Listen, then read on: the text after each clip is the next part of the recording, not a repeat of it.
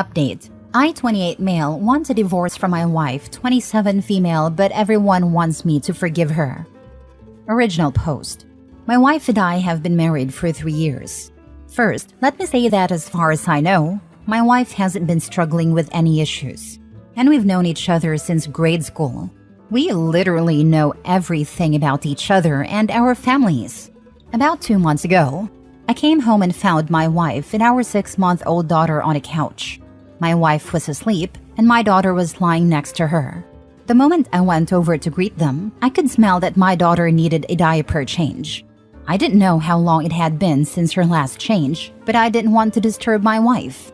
She never naps during the day, so if she was asleep, I figured she must have had an especially hectic and exhausting day.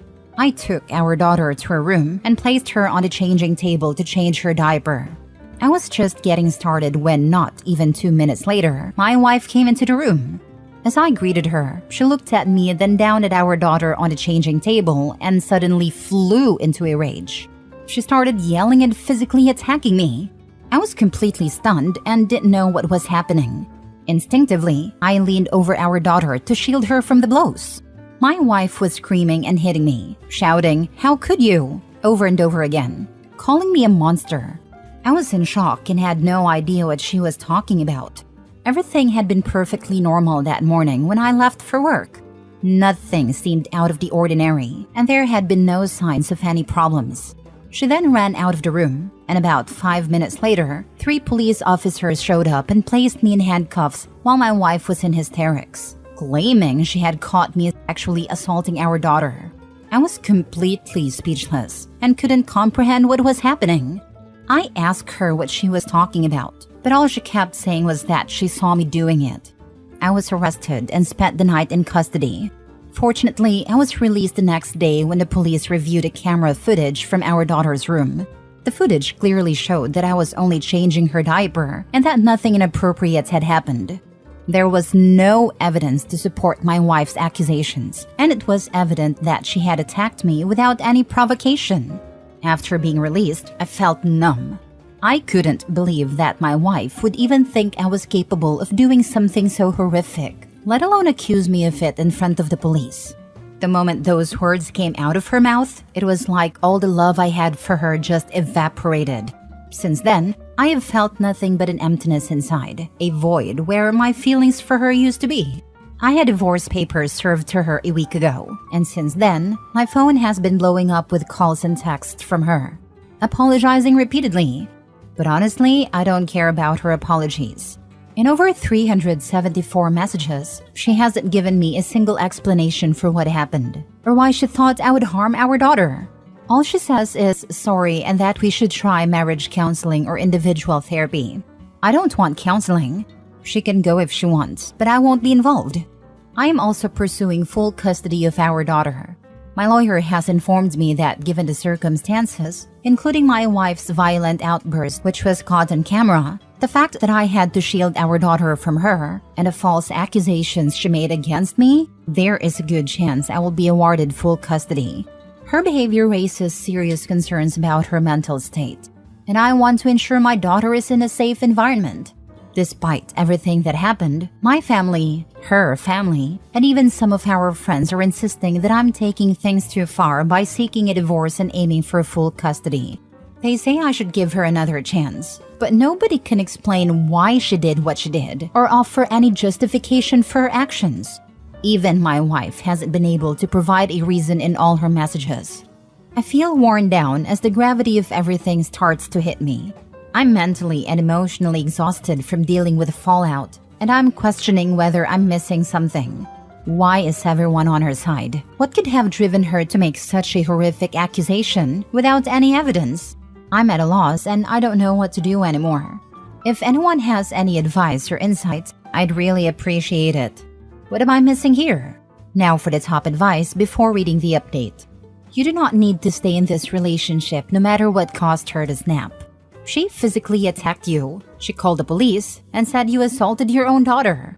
If you feel divorce is the best option and have mentally checked out, it is the best option. Honestly, at the moment, I'm thinking that something is wrong with me. I don't see myself ever getting past this. What about the next time I'm alone in a room with my daughter, playing with her or anything? Divorce is the only option for me, as I will not be in a relationship that I have to constantly look over my shoulder, especially if I did nothing wrong. If anything, you're missing something really significant. If you hadn't had cameras in the room to prove your innocence, you'd be in jail right now, awaiting trial for one of the most horrible crimes imaginable. Your wife would be divorcing you, and your life would be utterly destroyed. You'd likely never see your daughter again, you'd be unemployable, and you'd be shunned by both family and friends. I'm not usually one of those dump her Reddit folks, but in this situation, you don't have any other option in my opinion. There's no coming back from a false SA accusation. There's no apology she can offer that could ever make things right. Hire the best attorney you can afford and scorch the earth. If your family or friends don't agree, forget them. They don't matter. I guarantee that if there was no cameras, they would have been on your wife's side. If you feel you need to divorce, then you do what you need to do. It's a hard situation and will be difficult, especially with the legalities around it all. But staying is not going to do you any good. That is a given, but I can't understand if I'm missing something. Especially my friend that know the full story and still taking her side, saying divorce is a step too far. I feel like I'm missing something that I'm not seeing. Was I wrong to change my daughter's diaper? Should I have woken up my wife to do it? Should I just have left her like that? Now for the update a month later. Quick update as life has been hectic lately, especially with everything going on. The divorce is currently in progress. My daughter is in my custody and my lawyer has assured me that it's almost certain I will be granted full custody. Given the circumstances, my soon-to-be ex-wife will likely only be allowed supervised visits with our daughter. As for what actually happened, it turns out that my wife had a dream, and when she walked into the room and saw me changing our daughter, she somehow confused the dream with reality. In her mind, what she had dreamed seemed real, and that's what led her to accuse me of something so horrific. It's difficult to wrap my head around how a dream could cause such a drastic reaction. But that's the explanation I've been given. I'm still processing everything and it's been a whirlwind of emotions. Between dealing with legal matters, caring for my daughter, and trying to understand how things got to this point, life has been anything but calm. I'll provide a full update when I have more time, but for now, that's where things stand. I am sorry your family is ruined, but you are doing the right thing. You need to protect yourself and your daughter. I don't think mentally healthy people act like that because of the dream they had. She was awake long enough to call the cops and to give them statements. If it was hallucinations, psychosis, delusions, she is most likely paranoid schizophrenic. What if her next dream will be that her house is contaminated with some lethal poison and she has to burn it? Or you or your baby are demons and she has to unalive you? You are not in prison and not on a certain list by pure luck. Your life is not ruined by pure luck. Next time, you might not be so lucky. She needs professional mental health evaluation and lifelong mental health help.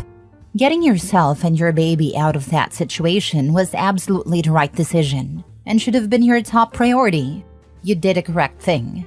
That said, I think a lot of people on the forum are dismissing your soon-to-be ex-wife's reaction as simply something unreasonable and stupid that she had full control over.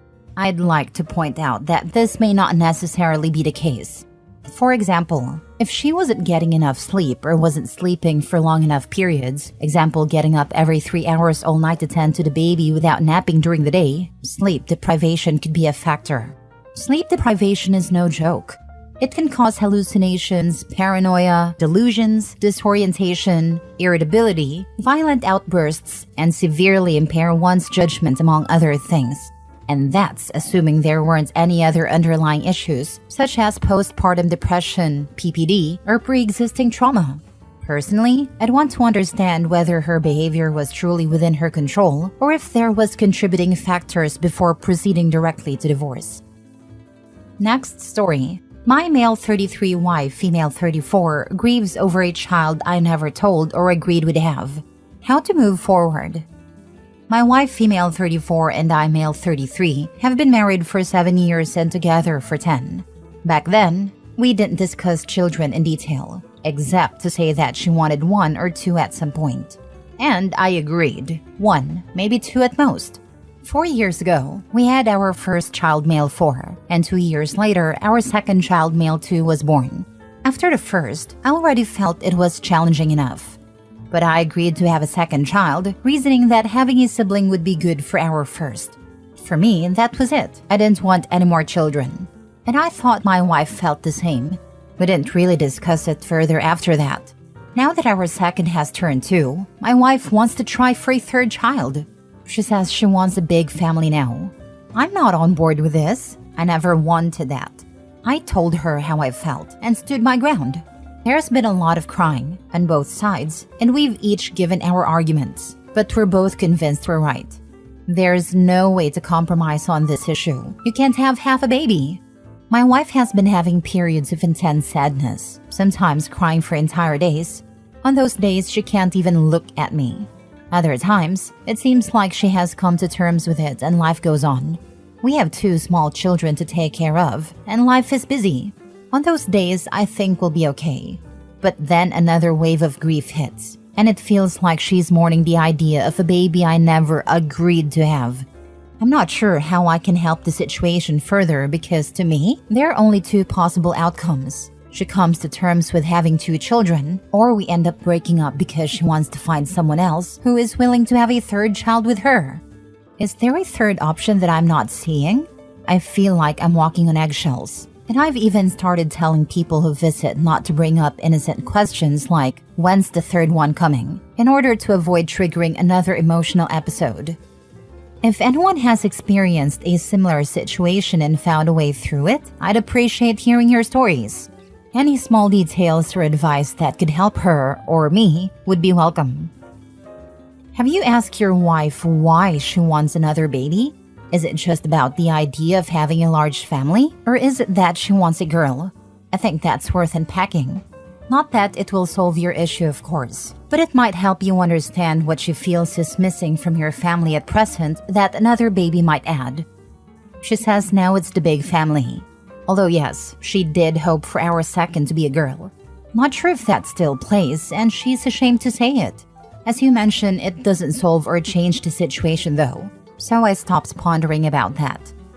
Marriage counseling and possibly individual therapy for your wife, not because there's anything wrong with her.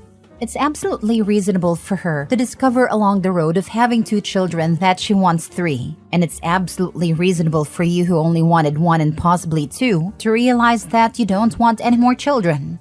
But she is grieving a genuine emotional loss, and therapy can help her work through that. But marriage counseling is also necessary to help the 2 of you work through the realization that 2 people can love each other and not want exactly the same out of life, and more importantly, how to move forward. Unavailable where we live, unfortunately. I've proposed to find it online through video calls, but that hasn't been taken up yet. It feels like true grievance, and I give her all the space she needs when it happens.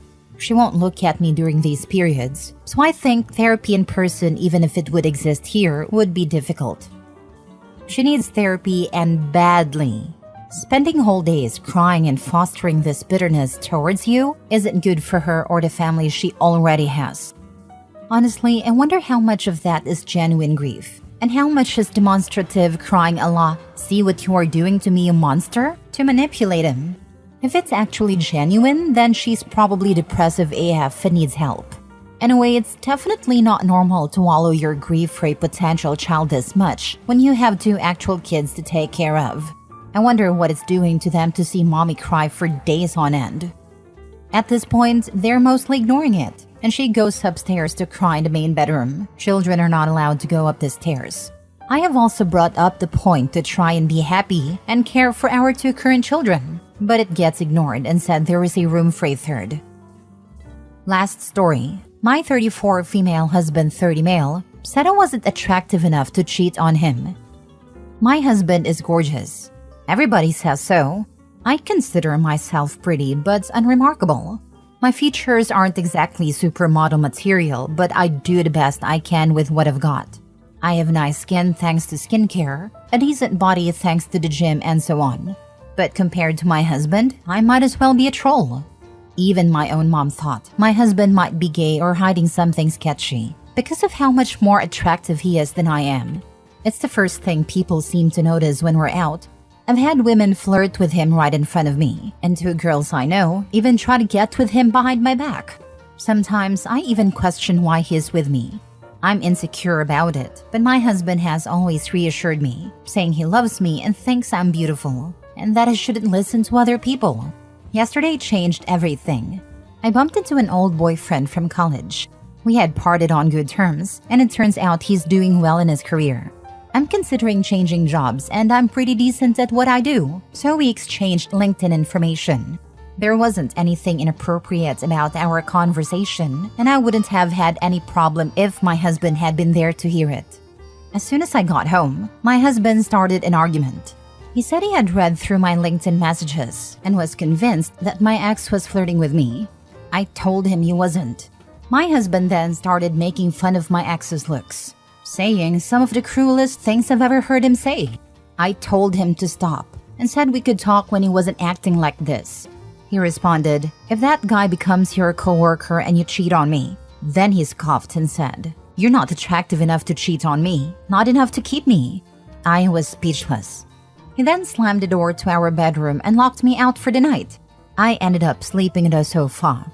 At some point, I vaguely remember him waking me up, and when I woke up, I was tucked into bed. Today, he was incredibly sweet and kissed me before leaving for work. I can still remember everything that happened, but it feels like an out-of-body experience. I have never heard him say anything like that before, ever. I feel so upset and uncomfortable. What do I even say to him? How do I just ask him what he was thinking? What possessed him to say the things he did? And if he really meant them? His mask slipped. Note how he realized it. Went and got her off the couch during the night and was all back to super sweet, kissy husband the next morning. You can only keep the facade up for so long. Agree. Always pay attention to what people say in the heat of the moment. It's what they really think and how they really feel. He felt bad for what he said, so he brought her to bed. But it doesn't change what he said. He showed his true colors when he said those things to her. I think you know deep down the answer to your question, and nothing he could say would explain away the truth. Regardless of what he has said before, he has deep-rooted feelings that he is more attractive and better than you. I could never ever be vulnerable and feel loved if my husband said that to me. He should feel like you are a catch and the best thing that ever happened to him. There are some things that just can't be unsaid. That's what I'm afraid of, because if he said what he meant, does that mean he looks down on me? That he thinks he's attractive enough to cheat on me? I feel very numb.